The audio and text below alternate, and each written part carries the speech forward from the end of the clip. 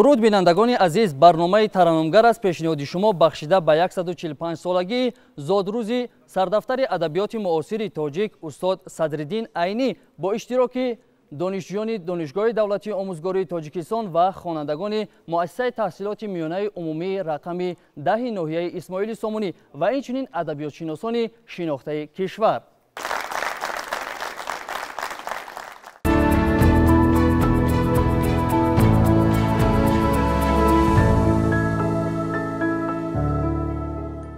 бинандагони азиз, айни ҳол мо ба саҳна даъват мекунем доктори илмҳои филологӣ профессор Аламхон Кучаров. Марҳамат устод. Марҳамат устод. Марҳамат. Дуруд ба шумо устоди азиз. Ташаккур. Хуш омадед ба студияи телевизиони Баҳористон. Хело шод ҳастем ки даъвати моро пазируфтед ва ба барномаи мо ташриф овардед. Саломат бошед. Устод Айнӣ шахсе аст ки дар ҳақиқат мо ҳар рӯз агар он касро ёд кунем, ҳар рӯз дар бораи он кас гап занем, ин боз камӣ мекунад. Бале, воқеан. Ана ҳамин хел як шахси бисёр маъруф аст. Беҳуда нест ки Алома Боҷон Ғафуров устод Айниро падари миллат гуфтааст, падари миллати тоҷик. Бале. Дар ҳақиқат коре кардааст ки метавон гуфт ки як донишкадаи омӯзгорӣ ин қадар корро карда наметавонад. Бале, воқеан. Воқеан бинобар ин мо бояд ки ҳама вақт аз зиндагии устод Айнӣ, аз корҳои вай, аз асарҳои вай таълим гирем. Бинобар ин ман омадам ки масалан имрӯз суҳбат кунем дар бораи устод Айнӣ. Ташаккур устоди азиз. Воқеан устод Садриддин Айнӣ бениҳоят фаъолиятҳои назар аст, дар тамоми самтҳо фаъолиятҳои хуб дорад ва ин лаҳза мо мехостем бипурсем ки саҳми устод Айнӣ дар адабиётшиносии тоҷик.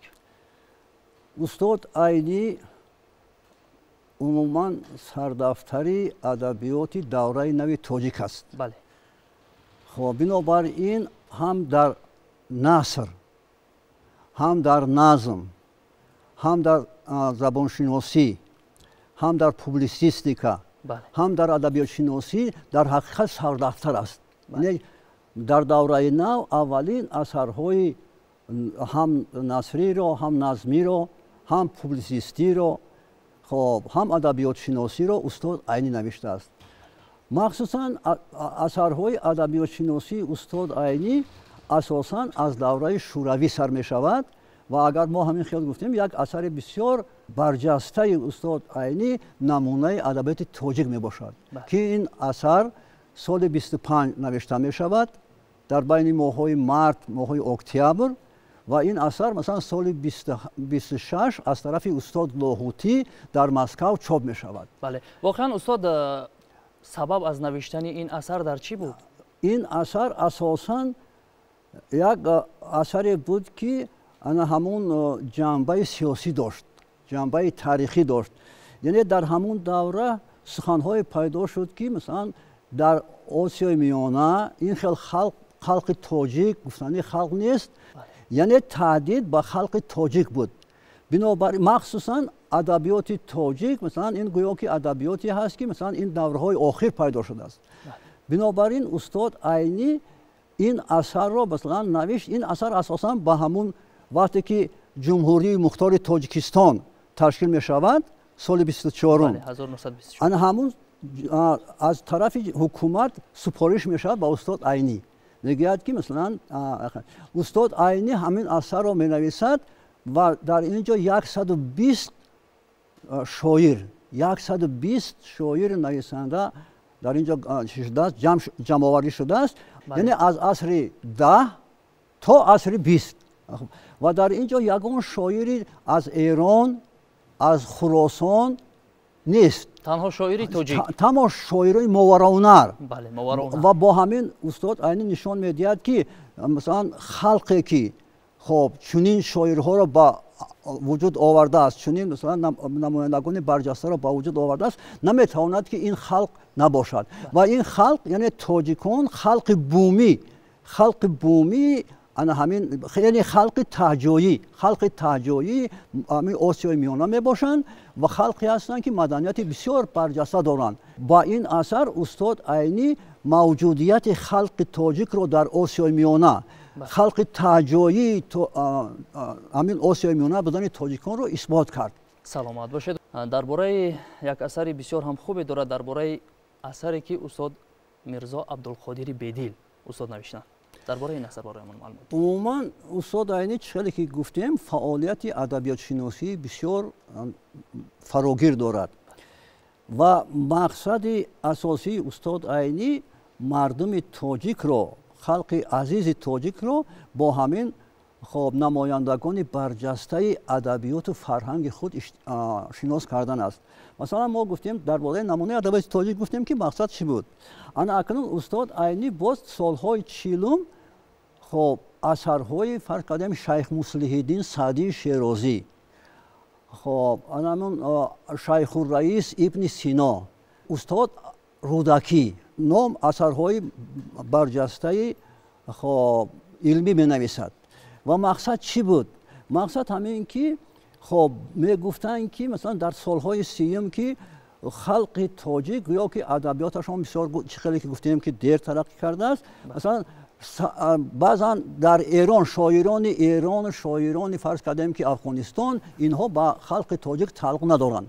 бинобар ин устод айни ин асарҳоро барои чӣ навишт? барои он навишт ки ва нишон дод ки охир масалан саъдӣ худашро тоҷик гуфтааст. чаро масалан мо ин яъне ҳуқуқи халқи тоҷикро ба ин намояндагони барҷастаи адабиёт, ба низомии ганҷавӣ, ба саъдии шерозӣ, ба ҳофизи шерозӣ, ба убайди зоконӣ, ба фирдавсӣ, яъне ҳуқуқи мо ин ҳам адабиёт намояндагони мо ҳастанд. истилоҳи форсии тоҷикиро пеш гузошт. истилоҳи форсии тоҷикӣ ки аз асри 10 то асри 15 адабиёти форсии тоҷикӣ, яъне ба намояндагони ин адабиёт, ба саъдии шерозӣ, ба ҳофизи шерозӣ, ба низомии ганҷавӣ, ба убайди зоконӣ, ба камоли хуҷандӣ ҳам мо намояндагони мо ҳастанд, ҳам намояндагони масалан мардуми эрон ҳастанд. бинобар ин истилоҳи форсии тоҷикӣ, бачаҳо гӯш кунед, истилоҳи форсии тоҷикӣ барои он буд ки мо ҳуқуқи худро масалан ба ин шоирон масалан ҳимоя кунем. бинобар ин ана акнун дар бораи мирзо абдулқодири бедил, мирзо абдулқодири бедил диққати устод айниро ҳанӯз аз давраи мадрасахонӣ, яъне устод таваҷҷӯҳ ба ғазалиёти устод доштанд. ба ғазалиёти дар он давра зиёдтар масалан мирзо абдулқодири бедил ҳар як шоире ки фарз кунем шоирӣ сар мекард, аввал дар пайравии мирзо абдулқодири бедил менавишт. бинобар ин дар ҳамун давра диққати устод айниро мирзо абдулқодири бедил ҷалб карда буд. хай устод айни медонист ки фарз кардем ки менамин пайрави бедил будан бисёр душвор аст. гап дар бораи он меравад ки мирзо абдулқодири бедилро масалан бадтар навишт. масалан солҳои 48 китоби вай аллакай мирзо абдулқодири бедил баромада буд ва ҳамин солҳои 48 баромаду ҳамин китоб мавқуф гузошта шуд. барои чӣ? барои он ки масалан як баъзан ҳамин хел мақолаҳо пайдо шуд ба ҳамун мақсад инҷа гап дар бораи он меравад ки як кас масалан муллоҷонови шаҳристонӣ ном одам вай масалан танқид кард ки ин китоб лоиқи чоп кардан нест, барои он ки масалан гӯё ки сода карда навишта нашудааст. яъне далилаш ҳамин буд. далилаш сода карда навишта нашудааст ва дар ин ҷо масалан ин шоири масалан чи аст, феодалӣ ҳаст. бинобар ин унҷа баъд устод айни албатта масалан як дар 16 саҳифа масалан ҷавоб менависад ва ин асар масалан соли 54 ҳамагӣ чанд рӯз баъди вафоти устод айни чоп мешавад. ва дар ин ҷо гӯё ки масалан як бобашро мепартоянд, баъзан масалан аз худашон масалан иловаҳо мекунанд ва гӯё асар баъд қобили масалан чоп мешавад. то ҳозир дар бораи мирзо абдулқодири бедил асарҳои зиёде навишта шудааст. масалан дар тошканд навиштанд, масалан дар хориҷа навиштанд, дар эрон навиштанд, лекин то ҳозир ана ҳамин мирзо абдулқодири бедил ном асари устод айни беҳтарин асар аст.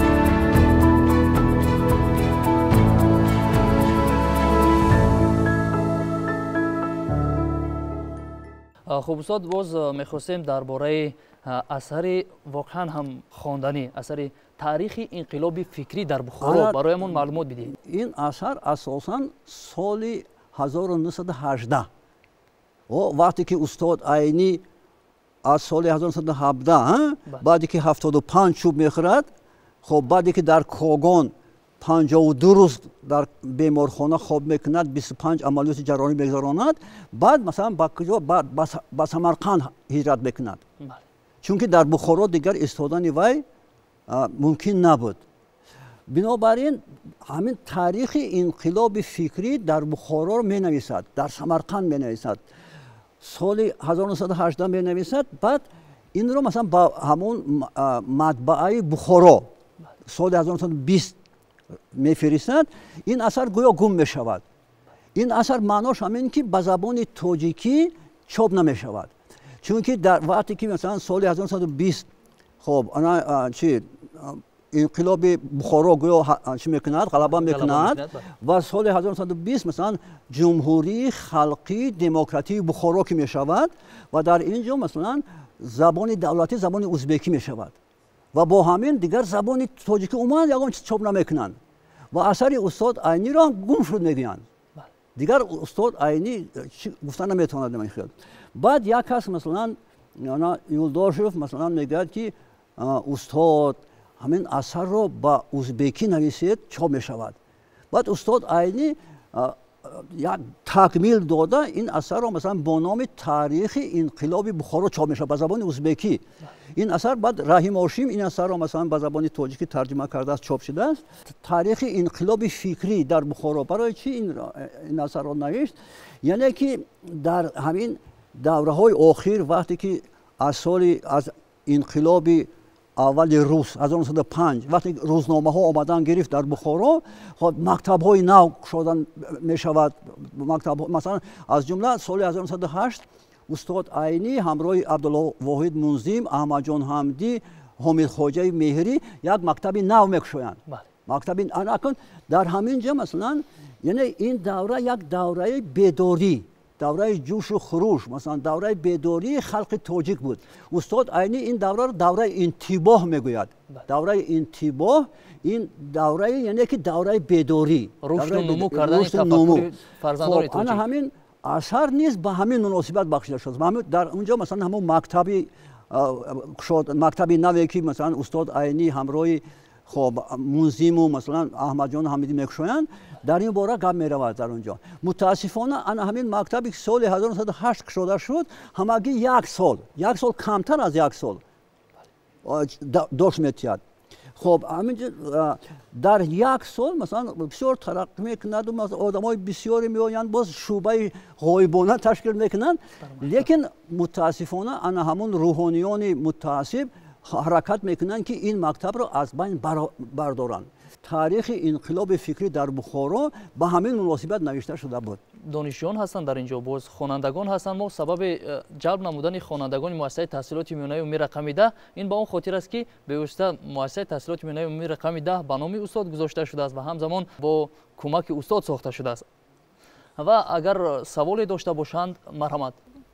сабаби аз Бухоро ба Самарқанд ҳиҷрат кардани устод Айнӣ дар чӣ буд?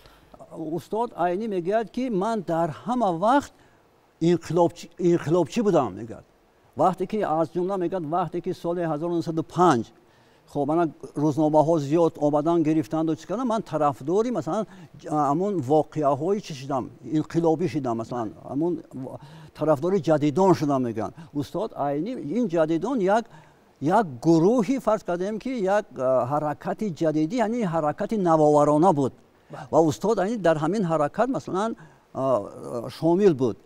ана ҳамун соли 1917 ин як ҳукумати Бухоро гӯё ки масалан як чӣ мекунад, як манифест мебарояд, бо ҳамин ҷадидон мехоҳанд ки митинги шукрона ташкил кунанд, яъне ки масалан амири Бухоро масалан манифест баровард, яъне сабукӣ андохт, гуфта масалан дар фарҳанг. ва устод Айнӣ дар ҳамин митинги шукрона иштирок надошт ва ҳатто таъкид кард ки иштирок накунанд. استاد این در خانه‌اش بود، لیکن همین استاد این از خانه‌اش گرفته برده در رگستان بخارا 75 چوب میزنن. 75 چوب میزنن و بعد عسکران انقلابی آمده اینها را مثلا به بیمارخانه کاگان میبرن. همراه میرزا نصرالله نام آدم 75 چوب استاد عینی را میزنن، 75 اون را میزنن. میرزا نصرالله متاسفانه در بیمارخانه کاگان وفات میکند. بعد از همین دیگر استاد عینی فرض کردیم در بخارا ایستاده نمیتواند. بعد با سمرقند هجرت میکند. بعد در سمرقند حیاتش مثلا استاد عینی اومد در 3 جا زندگی کرده، زیادتر در شهرها، مثلا بخارا این 1890 تا 1917. بعد از اون در سمرقند. بعد سال 1951 با شهر دوشنبه مثلا همچون پرزیدنت اکادمیای علم‌های جمهوری تاجیکستان می آید. اکنون این معنای آن را ندارد که استاد عینی دیگر نمی آید. می آمد مثلا می رفت، مثلا مکتوب ها می نوشت، لیکن رسمی سال 51 با خواهش و سپارش علامه باباجان غفاروف استاد عینی یعنی سببی به سمرقند آمدنش آن همون که دیگر وای در بخارا ایستاده نمیتونید، چون که تعقیب میکردن. حتی در سمرقند ولی تعقیب کردن. یعنی که آدمی که گویا که مثلا این با مقابل چی برآمده است، سیاست امیر برآمده است، در اینجا ایستادنش ممکن نیست. بنابراین استاد عینی در آمده تبعه روسیه میشود در سمرقند.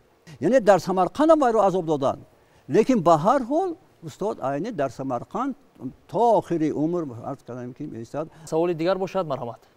همت نعمت الله دانشجوی کورس 4 فاکولته فیلولوژی دانشگاه دولتی آموزگاری تاجیکستان به نام استاد صدرالدین عینی و ما می‌خواستیم که استاد کمی درباره سهم استاد عینی در علم زبانشناسی به ما معلومات میدادند. استاد عینی با وجود این قدر اثرهای بسیار چند اثر را می‌خواست که بنویسد، اما عمر وفاقی نکرد. مثلا از جمله عروض تاجیکی می‌خواست نویسد، گراماتیکای زبان تاجیکی می‌خواست نویسد، خب لیکن عمر وفا نکرد.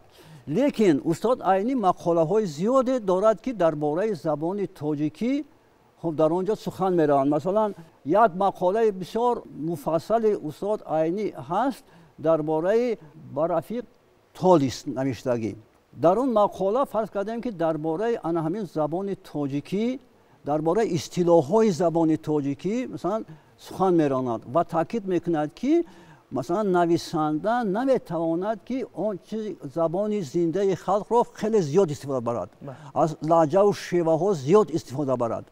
خب بنابراین در این مقاله پلوتالیس مثلا بعضا همون اصطلاح‌هایی بود که اصطلاح‌های همون لهجگی مثلا مردمی سوخت بود. بنابراین استاد عینی میگوید که نویسنده بانی زبان است. نویسنده که بانی زبان است باید که مثلا زبان را از خلق آموزد و زبانی مثلا بسیار ساده را به خلق، ساده و زبان ادبی را به خلق پیشنهاد کند. و استاد عینی در مقاله های زبانشناسی خود خب درباره فرض کردیم که همین اصطلاح‌های زبان تاجیکی مثلا بسیارتر سخن می‌راند، درباره آن که زبان تاجیکی این باید که زبانی مثلا همون با زبانی فرض کردیم که شیوه ایران چی نشود، مخلوط نشود. میگوید که زبانی وقتی که درباره همین زبان تاجیکی باید چه خیلی باشد صحبت گپ می‌رود، استاد عینی تاکید میکند که زبان تاجیکی باید که اساساً همین به زبان کوهستانیان نزدیک باشد. چون که در زبان کوهستانیان مثلا اون اصطلاح‌های زیادتر عربی نیست. مثلا بنابراین این زبان ناب است. زبان نابی همین تاجیکی است که مثلا از عصرهای مثلا 9-10 مثلا انکشاف یافت. بنابراین به زبان ناب، به زبان همون کوهستانیان یعنی زبان ادبی را ما مثلا از زبان کوهستانیان باید آموزیم.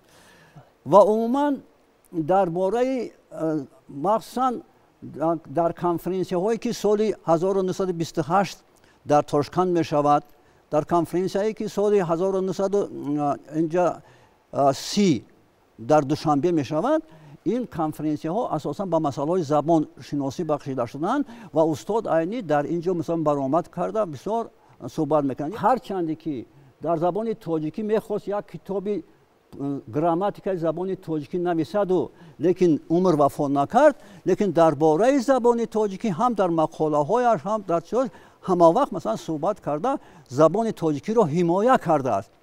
مثلا میگوید که همین کتاب نوادر الوقایع از احمد دانش است. میگوید که من همین کتاب رو وقتی خواندم، خب با من معقول شد که همین زبان این کتاب نسبت به زبان اثرهای پیشتر ساده‌تر است. حاضر ما همین کتاب رو اگر خونیم چقدر در اونجا لغت‌های زیاد هست، لیکن به نظر استاد عینی برای اون باز یک طرف معقول شدنش برای اون است که این زبان نسبتا ساده است و میتوانند که مثلا خوانندگان از این استفاده برند. تشکر استاد. خوب اکنون فرصت رو با خوانندگان مؤسسه تحصیلات میانه عمومی رقم 10 میدیم. مرحمت سوال باشد با استاد پیشنهاد کنید. با کدام مقصد به استاد عینی عنوان قهرمان تاجیکستان داده شد؟ استاد عینی از اول تا آخر به خلق تاجیک خدمت کرده است و در یکی از مقاله ها مثلا سال 51 در یک مجله برآمده است که خب استاد عینی میگوید که من تمام اثرهای خود را به یک موضوع بخشیدم، به موضوع تاجیکستان، به موضوع خلق عزیزم تاجیک و به موضوع تاجیکستان، با مملکتی که مثلا من اون را بسیار دوست می‌دارم، مثلا با کلاه‌های پامیرش دوست می‌دارم، مثلا با خلقی که خیلی در دوام تاریخ اذیت کشید، با خلقی که نام تاجیک را از عصرهای 8 حکاکی کردن نوشتن، من این اثرهای خود را به همین خلق بخشیدم، به خلق عزیزم بخشیدم میگوید. و استاد عینی بینید که در دوره شوروی پروفسور بود، خب دکتری علم‌های فیلولوژی بود، مثلا اردن و مدال‌های بسیاری گرفت. استاد عینی در قطار بهترین نویسندگان شرق، لوسین خطایی، طاها حسین مصری و رابیندرانات تاگور هندوستانی نام برده می شود. و عموما یکی از همون روشنفکران، یکی از زیاییان و روشنفکران معارف پروران تاجیک در زمان شوروی، عموما اثرهای استاد عینی از همون با 50 زبان دنیا ترجمه شده است. با 50 زبان دنیا ترجمه شده است. مثلا الان در همون کتاب خوانده باشید، در کتاب صنف 11 هست، مثلا همین مرگ سودخور در قطار بهترین اثرهای هجوی دنیا، در قطار اثرهای شکسپیر، بالزاک، در قطار اثرهای مثلا گوگل، پوشکین، خب حاجی صادق و دیگرها میستد. بنابراین در حقیقت علامه بابجان غفورov وی را پدر خلق تاجیک میگوید. بنابراین استاد عینی عموما تاجیکستان صاحب استقلال اولین کاری خوبی که کرد، اولین استاد عینی را با نام قهرمان تاجیکستان سرفراز گرداند که این بسیار یک کار خوب است. این لحظه من بسیار میخواستم و فکر میکنم که تمام دانشجویان و خوانندگان بسیار میخواهند که درباره بعضی خصلت‌های نجیب استاد صدرالدین عینی برای ما قصه کنید. من میخواهم که اولین برای من همین بزرگی استاد عینی فرض کردیم که همچون شخصیت، خب یعنی استاد عینی را پدرش خیلی تربیت کرد. سید مراد خواجه پدر استاد عینی بسیار سختگیر بود، هم سختگیر بود هم حرکت میکرد که مثلا فرزندهایش تربیه گیرند خوانند. مثلا شما یک مثال رو بیارید که وقتی که 1 سال میخواند صدرالدین در مکتب کونا میخواند، در مکتب کونا میخواند و از همون ملا مثلا از همون مدرس یگان چیز یاد گرفتن نمیتواند، بنابراین پدرش میگوید که وی به مکتب دخترانه داده شد و در مکتب دختران 3 سال میخواند. در اون کتاب ها هست. صدر ضیا وقتی که با دهه محله میآید و بعد صدرالدین فرض کردیم که در سن همون 8 سالگی و 9 سالگی مثلا در اونجا سماور میکند هست در اونجا. خب در اینجا با منظم همسن سالش یک صدر ضیا همراه خود یک شاگرد خود رو آورده بود. اکنون در همینجا وقتی که байт-барак мекунанд, Садриддин аз мунзӣ мегзаронад. ба ёд биёред жожу мож, ин ҳама жож аст, сар то по жож. ва дар ҳамин ҷо байни Садриддин ва Абдулқодир баъдам чӣ мешавад? Он мегӯяд ки не, ин жож гуфтани калима нест. Садриддин мегӯяд ҳаст. ҳамин қадр бас дар назди Садри Зиё қива мераванд. Садри Зиё мегӯяд гапи Садриддин дуруст. ва аз ҳамин ҷо Садри Зиё ҳис мекунад ки ин истеъдоди нодир аст. бинобар ин таъкид мекунад ки он вақт падари Садриддин набуд, аллакай вафот карда буд, бародараш буд Муҳиддин Хоҷа. Муҳиддин Хоҷаро мегӯяд ки бояд ки Садриддин рафта ҳатман дар мадрасаҳои Бухоро хонад. яъне истеъдоди фавқулодаи худодод дошт. баъд аз он чизи дигаре ҳаст, масалан вай бисёр сахт меҳнат мекард. ба як ҷома ба як кавш масалан дар зимистони Бухоро хондан. вай мегӯяд ки вақте ки ман мебаромадам дар барфҳо, мегӯяд поям торс ҳамун сумбуи поям мекафид ва бисёр сӯзиш мекард. ва шаб рафта масалан ҳамун чи аст ку равғани ҷойдорӣ ҳамон чиз ҳамун мегӯяд мечаконда, камтар мегӯяд дардаш сабук мешид. яъне ба ҳамин душвориҳо масалан вай масалан падараш ки набуд, пул надод. бинобар ин ҳаракат мекард ки ҳамун хонаи ҳамун чи раванду ош мепазанд ку дар ҳамун ҷо масалан ош барои дигаро ош пазад, масалан харидорӣ кунад, масалан ҳамроҳи онҳо ош хӯрад. яъне бо ҳамин меҳнат масалан ба ин дараҷа расидан, ин маълум мешавад ки меҳнат, яъне агар истеъдодам бошад, агар меҳнат накунӣ, хоб истеъдод мурданаш мумкин аст. ва устод Айнӣ ана ҳамин чизҳоро масалан ҳамин хислатҳоро дошт.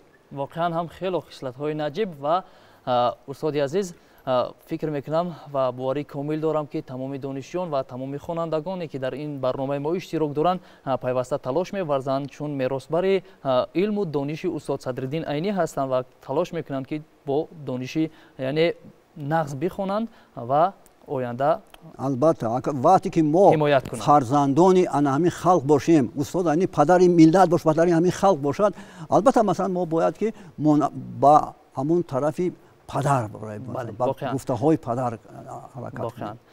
як ҷаҳон сипос устоди азиз, воқеан ҳам суҳбати хело ҷолиб шуд. Сипос ба шумо ки даъвати моро пазируфтед ва ба барномаи мо ташриф овардед. рӯзи 15 апрел рӯзи зодрӯзи устод Айнӣ аст.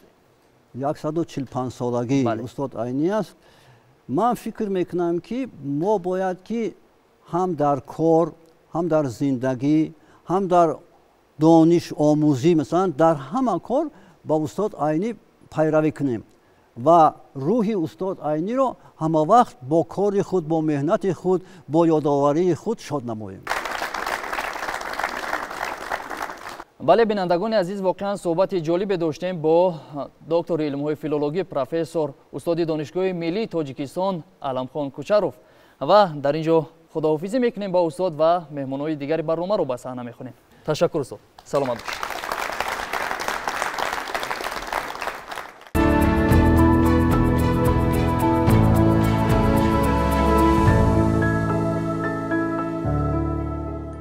бинандагони азиз, барномаи мо идома дорад ва ин лаҳза мо меҳмони навбатии барномаи худро барои саҳна мехонем. ин нафар доктори илмҳои филологӣ, профессор, устоди донишгоҳи давлатии омӯзгории Тоҷикистон Элбоев Вафо ҳастанд. марҳамат устод.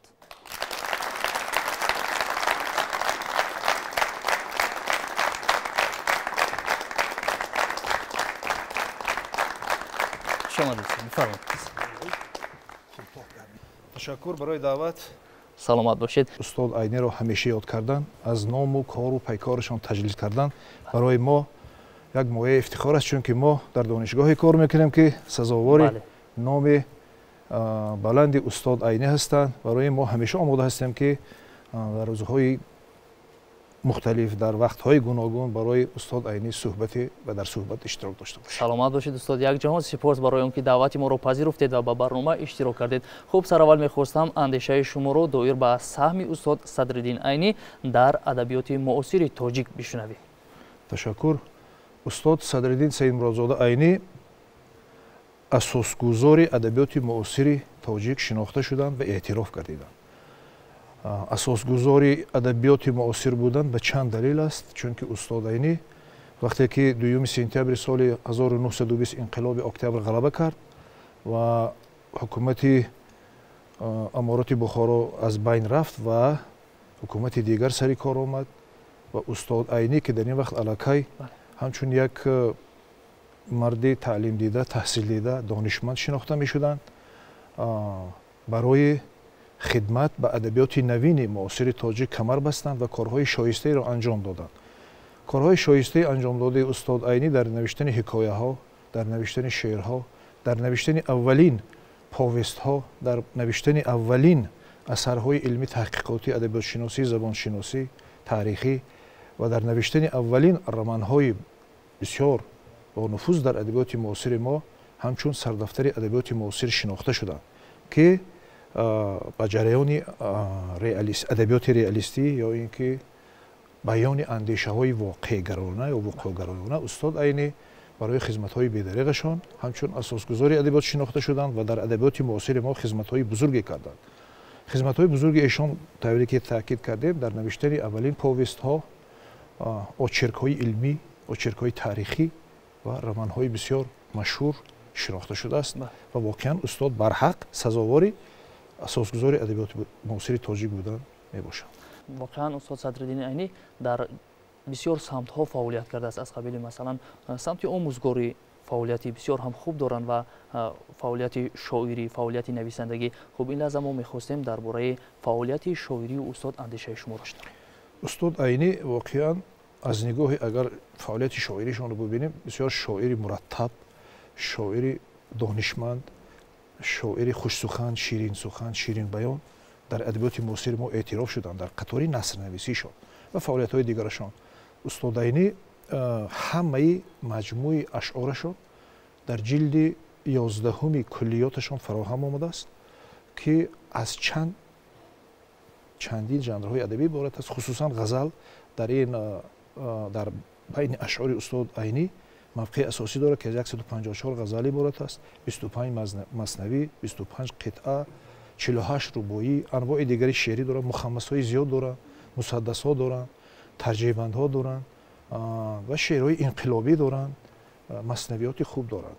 و استاد عینی در اولهای فعالیتشون با تخلص‌های جنونی، سفلی، محتاجی شعر می‌نوشتند و از سال 1895 سر کرده با تخلص عینی که به افاده خودشان و نشانداد لغت‌ها چندین معنی‌ها را افاده می‌کنند. استاد عینی به فعالیت شاعری با شعر گل سرخ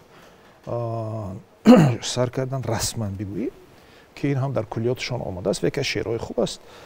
همین گونه استاد عینی به در ادبیات ما همچون یک شاعر بسیار استاد، شاعری که حق استادی دارند شناخته شدند.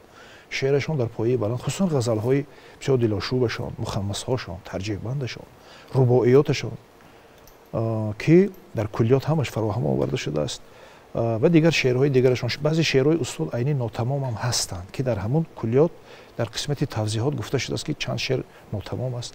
شعرهای انقلابی که وقتی که انقلاب شد استاد انقلاب بسیار خوب پذیرفتند، از انقلاب بسیار چیزها رو امید داشتند و واقعا انقلاب اکتبر برای استاد بسیار چیزها رو داد و یکی از شاعران موفق ادبیات معاصر ما استاد عینی حسابیده میشه. تشکر. خوب میخواستیم بفهمیم که فعالیت شاعری و استاد عینی چند دوره رو در بر میگیرد؟ بدون شبهه فعالیت شاعری استاد عینی دو دوره رو در بر میگیرد، دوره تا انقلاب و دوره بعد انقلاب. و اگر از نگاه سال شماری و خرونولوژی تقسیم کنیم به سالهای گوناگون تقسیم میشد و گفتیم که سال 1895 با شعر گل سرخ و ادبیات وارد شدند. واقعا همچون یک شاعر الکی مرتب، شاعر کامل، شاعر پخته وارد شدند. و اما در عرصه انقلاب اکتبر بسیار شعرهای دعوتی هم نوشتند. بعضی شعرهای استاد خصوصیت شعاری هم داشت، وصف انقلاب است، مثل همون مارش حریت که در وزن و در آهنگ مرسیلیز فرانسوی نوشته شده است و دیگر. عموما فعالیت استاد عینی در شاعریشان به دوره‌های مختلف عموما اصلا به دو دوره تقسیم میشه. خب میخواستیم درباره ماهیت پند و اخلاقی داشتن استاد اشعار استاد صدرالدین عینی برایمان معلومات دهید. تشکر. البته هر شعری که از طرف شاعری کامل گفته میشد، شاعران موفق گفته میشد، خصوصیت‌های آموزندگی دارند، خصوصیت‌های پند و اندرزی دارند. در کتاب‌های درسی ما پاره پاره قسما شعرهای زیادی استاد عینی آورده شده است که برای کتاب خواندن، برای به قدر وقت رسیدن، برای به مکتب رفتن، حرمت مادر کردن، حرمت والدین و استادان رو داشتن رو استاد عینی خیلی خوب بیان کردند. ببینید همون شعری که بیایید ای رفیقان درس خوانیم و بیکاری و نادانی نمانیم، گویا که همین صبح برای ما گفته شده باشد، هرچند که از نوشتن این شعر قریب علاقه 100 سال گذشته است، اما ماهیتی هیچ وقت پند و اخلاقی و دیگرش شعرهای استاد عینی گم نمی‌کند و گویا که همین صبح برای خوانندگان زیبای ما گفته شده باشد که از درسخوانی، از مکتب رفتن دور نمانند و همیشه به کتابخوانی و کتاب دوست داشتنی رو آورند. خوب، اگر سوال ها باشد از جانب دانشجویان مرحمت. من ابرارов پیرو، دانشجوی کورس چهارم فاکولته فیلولوژی دانشگاه دولتی آموزگاری تاجیکستان به نام استاد صدرالدین عینی. خب به ما و شما معلوم است که در پشت اتاق کاری استاد صدرالدین عینی 3 شرط آویزان بود که استاد عینی در شرط اول میگوید در نزد من بسیار نشینید که من مشغول کار هستم. در شرط دوم میگوید که توقعی دسترخوان داشته باشید که من دستیار ندارم و در شرط سوم میگوید در اینجا امکان شب خواب کردن نیست. خب میخواستیم از استاد در این باره کمی معلومات میدادن. تشکر بالای سوال. واقعا همین گونه نوشتجات در کتاب رحیم هاشم که از شاگردان بسیار موفق استاد دستیارشان بود، سخن از دوستان و استادان و دوستان در همون کتاب آورده شده است. واقعا همین 3 شرطی که استاد عینی برای نفرانی که آمده در اتاق کاری، در خانه کاری استاد وقتشان زیاد میگرفتند، بسیار از ماهیت بلندی به قدری وقت رسیدن را طلب میکند، چون که استاد عینی بیشتر به کارهای ایجادی و نوشتن کارهای دیگر مشغول بودند و بعضی نفرات دوستانشان، خویشاوندان، شناسا آمده در نزد اون کس زیاد ایستاده به هر بهانه وقتشان رو میگرفتند. یا اینکه از استاد که امکانیت خوبی نان و دسترخوانداری داشتن یا خانه آباد داشتن، از اون کس منتظر یگان خوراک یا یگان ضیافتی میشدن که استاد شرط دومشان است. و شرط سوم اینکه در خاندان من امکانیت شب خواب رفتن نیست. این هم باز هر سه همین شرط از اگر درست‌تر فکر کنیم بسیار که از رعایت کردن قاعده و قانون‌های آدمگری هم هست. وقتی بسیار درستی استاد گرفتن که به کارهای علمی مشغول هستند چی ضرورت دارد، یا اینکه توقعی دسترخوان کردن شب نردنز ایشان خواب رفته، من وقتشون رو گرفتن زیاد صرف میکنم. برای همین 3 شرطی استاد هرچند به نظری بعضی ها یک شرط های شوخی می نباید، اما از نگاه درستی نگاه کنیم یک شرطی واقعا درست است، شرط های درست است که باید اینا هر کس رعایت کند. بعضا شاگردانی هستن که همین گونه وقت های استادا رو زیاد میگیرن، یا مهمان های ناخوانده هستن که به خاندان کسی مهمان شده وقتی هم صاحب خانه رو زیاد میگیرن. من فکر میکنم شرط های درستی استاد عینی است. واقعا هم خیلی شرط های جالب. و سوال دیگر باشد مرحمت.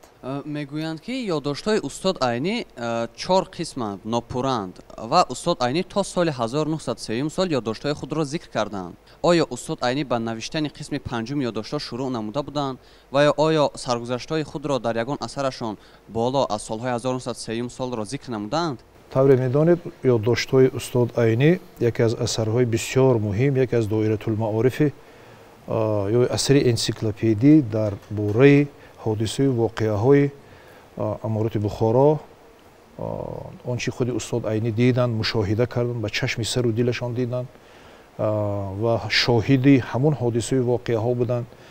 یکی از اثرهایی است که چند سمت دارد. اول اینکه اثری بدیعی است، دوم اینکه اثری تاریخی است، دیگر اینکه یادداشت‌ها بسیار یک سرچشمه مهمی درباره شخصیت‌های ادبی و ادبیات شناسی است. دیگر اینکه از نگاه زبان، از نگاه بیان یکی از اثرها، یکی از رمان‌های بهترین در ادبیات ما شناخته شده است و واقعا از 4 قسم عبارت، 4 قسمی که به چاپ رسیده است.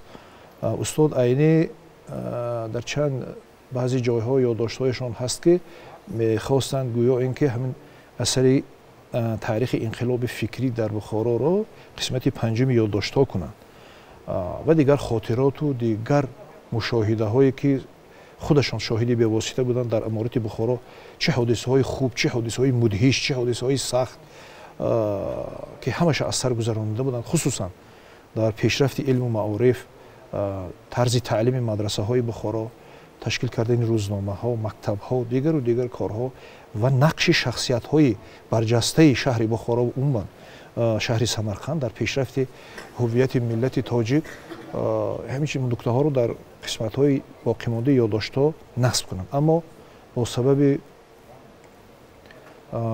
بی‌دریغی عمرشان نتوانستند که خدمت بزرگ را برای به افاده خودشان قوم معظم تاجیک که استاد خودشان ملت تاجیک رو قوم معظم تاجیک بیان کردن، گفتند، این کار رو کردن نتوانستند.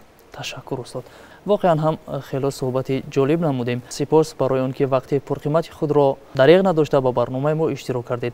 و بینندگان عزیز یادآور میشویم که صحبت داشتیم با دکتر علم فیلولوژی پروفسور البوی وفا، آموزگار دانشگاه دولتی آموزگاری تاجیکستان به نام صدرالدین عینی و در اینجا با استاد خداحافظی میکنیم. خیر سلام باشید. شما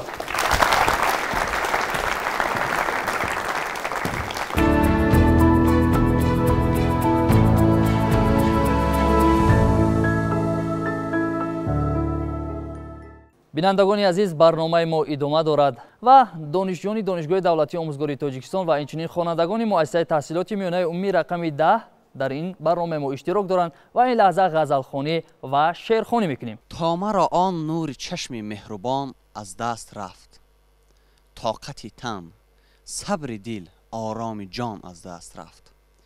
رفت آن گل از نظر، یارای فریادم نماند.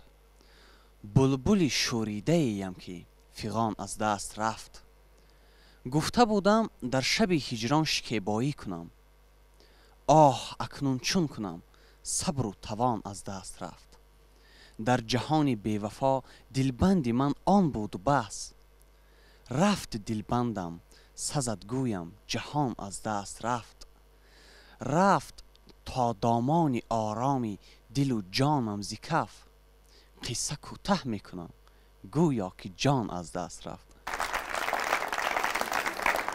خوب، مرحبا. دیگر نفر. دوستان، عرض امیدم بر نگار من برید. رحمت بر خاطر امیدوار من برید. یا به من از خاک پایش سرموار آورید، یا مرا در رهگذار شهسوار من برید. زندیار و شهر تنگم، شهر یاری من کجاست؟ لطف آرید و مرا بر شهر یاری من برید. سبزه خطش ببینید و نپرسید از غمم، بر خزان من قیاس از نوبهاری من برید.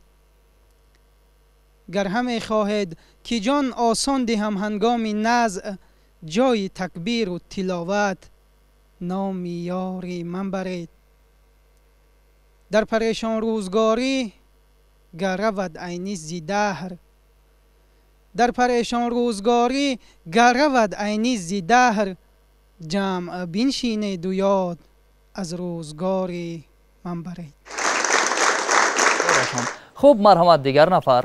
یارا از لطف بر حالم نظر بوده، چی بودی؟ یا مرا جز عاشقی کاری دیگر بودی، چی بودی؟ وصل با این کوتاهی، هجران با این دور و درازی، شام غم چون صبح شادی مختصر بودی، چی بودی؟ یار میخواند به سوی خویش ارباب غنا را، عینی بیچاره را هم مشت زر بودی، چی بودی؟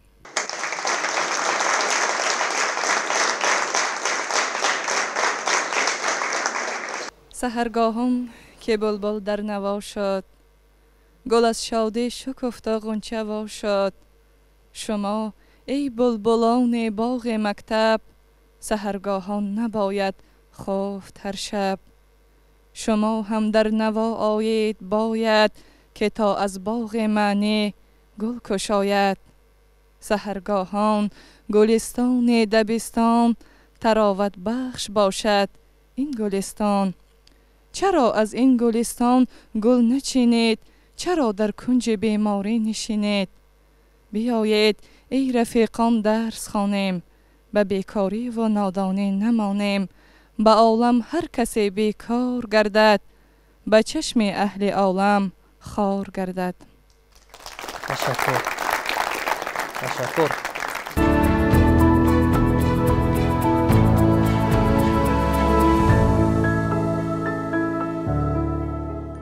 برنامه ما ادامه دارد و این لحظه ما مهمان نوبتی برنامه خود را دعوت میکنیم. این نفر نامزد علم‌های فیلولوژی آموزگار دانشگاه دولتی آموزگاری تاجیکستان استاد قربانوف عبدالمجید هستند. مرحبا.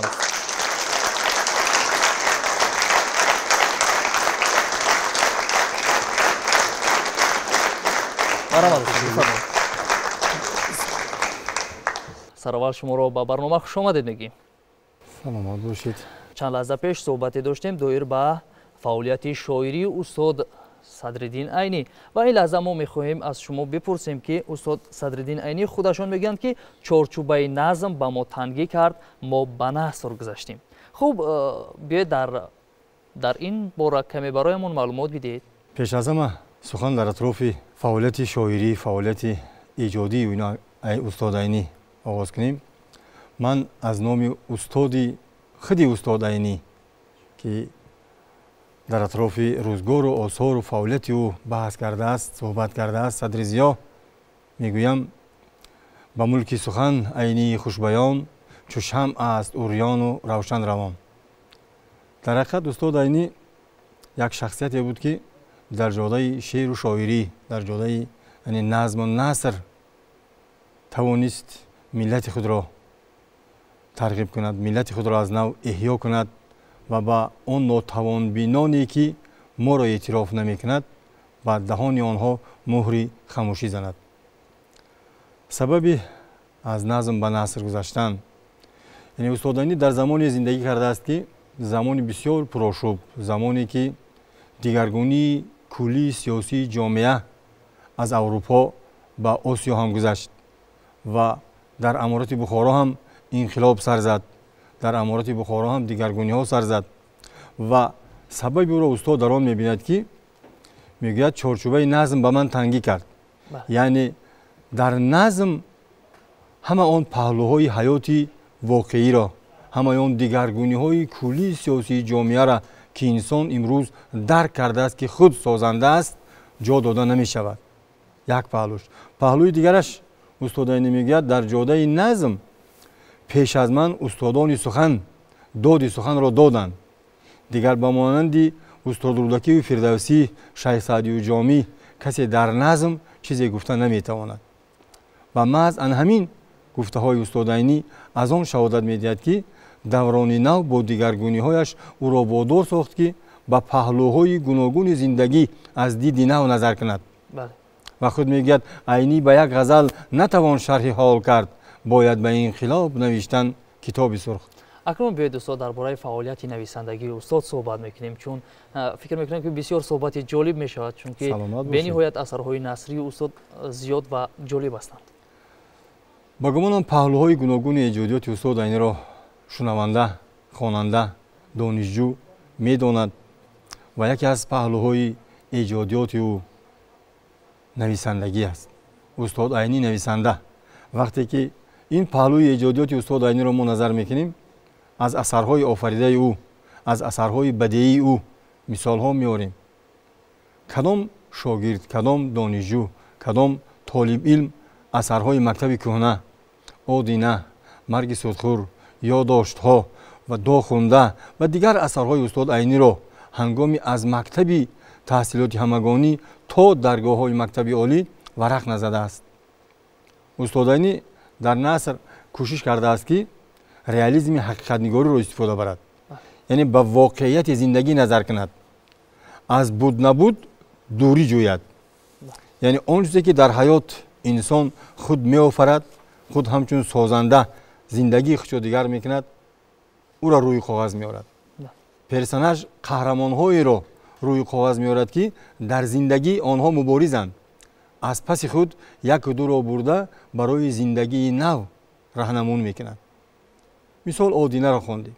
ببینید زندگی تلخ شور آدینه در همون دهه دوردست کوهستان خود، عذاب و شکنجه هایی که از دست ارباب کمال کشید و فرار از وطن خود کرد و عاقبت عمر بقایی نکرد و در دور از وطن از دنیا گذشت. خودی خواننده را به وجد می‌آورد که آدینه برای چی از دیار خود سفر کرد، برای چی رسیدن برای محبوبه خود مبارزه نبرد، یا برای چی زندگی تیره و تار زمانی تا انقلابی مردمی آسیای میانه بسیار هم یک بگیم زندگی زحمت طلبی را پیش می آورد. از همین جهت استاد عینی در نثر همین نگاهی واقع بینانه خودش وارد کرده است و کوشش کرده است که با واسطه ابراز و پرسوناژ های تصویر کردهش به حیات واقعی انسان تاثیر رساند. بله. آنها را وادار سازد که برای در زندگی مقام جای یافتن مهنت کردن در کار. فکر میکنم که تمامی دانشجویان ما توجه دارند به اشعار و اینچنین آثار استاد صدرالدین عینی. و چون شما آموزگار هستید، بیایید درباره فعالیت استاد صدرالدین عینی در سمت آموزگاری بشنویم. استاد عینی هنگامی تحصیل در مدرسه های بخارا که او وقت 19 سال را در بر میگرفت، 16 سال از سال 1890 تا سال 1906 در مدرسه های بخارا تحصیل کرده است. بله. چون که بعد سالهای 1906 یک بیداری فکری، یک دیگرگون سازی های سیاسی در آسیای میانه از جمله در امارات بخارا هم سر زد. بله. بیداری استاد عینی را وادار ساخت که پیش از همه انسان آن وقت به قدر زندگی ملت زبانش میرسد که صاحب خط سواد باشد. انسان به معرفت به سواد به قدر این پهلوهای حیات زندگی نمیرسد. اون نمیگوید که زبان مادری را چقدر حفظ کردن در کار، یا در حیات واقعی به اون زینه های بلند زندگی یا سطح زندگی را بلند برداشتن چی باید کرد. پیش از همه ما میدونیم که آموزگاری کسب پرشرف است و استاد عینی را یک پهلوی ایجادیاتش را آموزگاری تشکیل میکند. و بعدی سالهای 1906 بعدی که با دیگرگونی‌های سیاسی او روبرو گشت، دید در همین دوره در آسیای میانه مثلا در امارات بخارا هر گونه رویه و جریان‌های پیدا شده است که ما را به یک گوشه فراموشی برده میرساند. مثلا رویه ها و جریان های پن اسلامیزم، پن ترکیستی، اونها هیچ وقت نمیگذاشتند که مردم صاحب خط سواد باشد و با جامعه نفرسان باشد. از طرف دیگر به حاکمیت سیاسی هم این فایده داشت، چون که بیسواد را راهبری کردن آسان است. بله. شخص بیسواد هیچگاه طلب پیش نمی کند، درخواست پیش نمی کند، چیزی که با پیشی او گذاشتن از پی جلوگیری می شود. استاد عینی در همون وقت درک کرد که در بعضی از مکتب‌های اصول نوی که در همین دوره بعد سال 1908 در آسیای میانه در بخارا با وجود آمد، بعضی دشمنان ملت زبان تاتاری را زبان ادبی حاضره تاجیک را درس میگفتند و استاد عینی محض برای آن همین گپ شده به مکتب از پی آموزگاری شد و معلمی زبان و ادبیات فارسی شد و همین پهلوهای ایجادی او تا او درجه بالا رفت که او خود شاهدی تعلیم مکتب‌های کهنه آسیای میانه بود. چون که ما هم از مکتب کهنه آگاهی داریم. بله. که با سبک و اسلوبی بسیار یک کهنه، یک نالازم و ما تعلیم داده میشد. علم‌های دنیوی در مکتب‌های کهنه گذاشته نمیشد و همین دیگرگونی‌هایی که استاد عینی بعدی بیداری فکر رو خود قبول کردن از بر کرد و از پی آموزگاری شد. اصلا ترغیبگری زبان و فرهنگ ملت خویش است و یگانه پشتیبانی هست که او میخواهد ملت خود را سربلند بیند، ملت خود را صاحب خط سواد بیند. چون که وقتی که به آثار نثری او ما نظر میکنیم، مخصوصا اثرهای بدیعی که او روی کاغذ آورد به خواننده با مانند همون غلامان، با مانند داخونده و دیگر اثرهای او نظر اندازیم، میبینیم که تاریخی بگیم یک سرنوشت ملت خود را روی کاغذ آورده است و حیات و زندگی عینی خودش یک بگیم ادبیات، یک تاریخی زنده این ملت است. از همین جهت استاد عینی در ادبیات دوران معاصر، در ادبیات زمان شوروی مخصوصاً اعتبار پیدا کرد، همچون سردفتر شناخته شد و امروز بینید که در زمان استقلال ما مهنت او را قدر کردیم. استقلالیت دولتی به ما دست داد تا نام استاد عینی را زنده و جاودانی نگه داریم و میخواستیم درباره آن بفهمیم که نقش اساسگذاری صلح و وحدت ملی پیشوای ملت اندر شناخت و قدردانی استاد صدرالدین عینی چگونه است؟ درباره این کمی حرف بزنیم. ما شکرانه از آن میکنیم که امروز در دوران استقلالیت یاد گذشته های خود را از نو احیا میکنیم. بزرگان سخن، شخصیت های فرهنگی را از نو با ترغیب و تشویق روزگار و آثار او دست میزنیم. ما در دوران استقلالیت سهم سرور دولت برای زنده گرداندن، برای احیای گذشته و زمانی نو ملت با واسطه اثرهایش به هر یک خواننده شناس است. وقتی که خواننده اثر سرور دولت چهره‌های ماندگار را میگیرد و میبیند که در این اثر درباره 25 نفر شخصیت فرهنگی که برای این ملت زحمت کشیدند، برای این ملت جانبازی ها کردند، مبارزه ها بردند، برای سربلندی این ملت جای داده شدند. از جمله نام استاد عینی. استاد عینی که در این راه 75 چوب خورد، در این راه دشمن خلق اعلان شد و آمده با زحمت و مهنت حلال خود، با اثرهای واقعی تاریخی خود سزاواری عنوانهای بلند از جمله سردفتر ادبیات معاصر تاجیک و در زمان استقلالیت ملی را به دست آوردن سال 1997 او را همچون قهرمان تاجیکستان اعتراف کردند. این شهادت از آن می‌دهد که در حقیقت استاد عینی در حیات خود توانست قدر و قیمت ملت خود را بالا بردارد و در دوران استقلالیت نسل امروز به قدر زحمت و مهنت او در سیمای سرور دولت رسیدند. بله، واقعا هم ما هر گوشه دوشنبه رو سیر میکنیم. در یک گوشه دوشنبه بسیار هم باغ بسیار هم فرهنگی فراغتی به نام استاد هستند و تئاترها این دیگر و دیگر، حتی دانشگاه دولتی آموزگاری تاجیکستان به نام استاد هستند.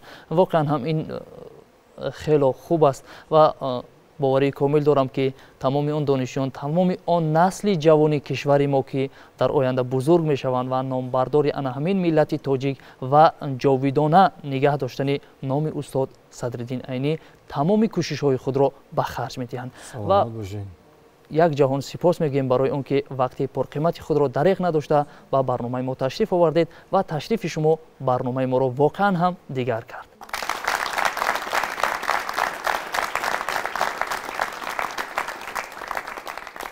بینندگان عزیز، ما صحبت داشتیم با آموزگار دانشگاه دولتی آموزگاری تاجیکستان به نام صدرالدین عینی، نامزد علوم‌های فیلولوژی قربانوف عبدالمجید و در اینجا با استاد خداحافظی میکنیم. سلامت باشید. سلامت باشید. سلامت.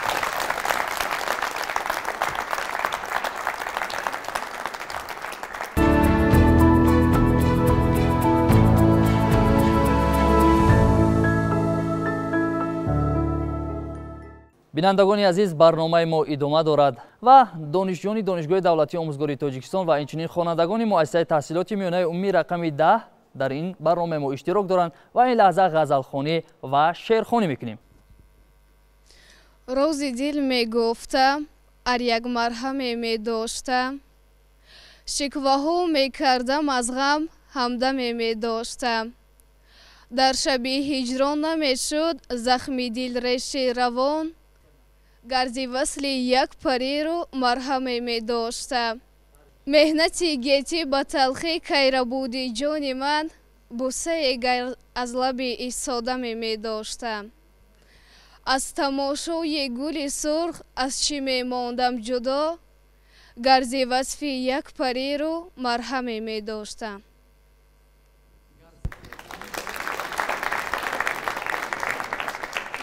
شعر از استاد بازار صابر در وصف استاد صدرالدین عینی. عمر عینی از برای خلق صرف خامه شد، خلق ما را دفتر عینی شهادت نامه شد. سرزمین ما خود از آثار او سر می شود، این زمین با او به دنیای برابر می شود. تا به عینی گرچه دریای سخن شاداب بود، تا به او در زندگی پیراهه نایاب بود. مثل آن روزی که آن را می توان در یاد داشت، در لبی وخش و زرفشان مردم بی آب بود. این حقیقت می کند چشم مرا هر بارتر، کس نبود در 5 رود از رودکی گمنامتر. در بخارا با خبر بود مردم از دنیا، اگر از علی بود با خبر، از بو علی بود بی خبر. گرچه طبع رودکی شعر زکی ایجاد کرد، آفرین بر طبع عینی رودکی ایجاد کرد. گر به دنیا رفت سینا چون طبیب علت، کرد او را همت عینی طبیب ملت. تاجیکستان از زمین چون دانه ها دریافت، چون کتابی کهنه از ویرانه ها دریافت. تاجیکستان گرنه هر یک تاجیک آثاری اوست، خاطر بیدار مردم خاطر بیدار اوست.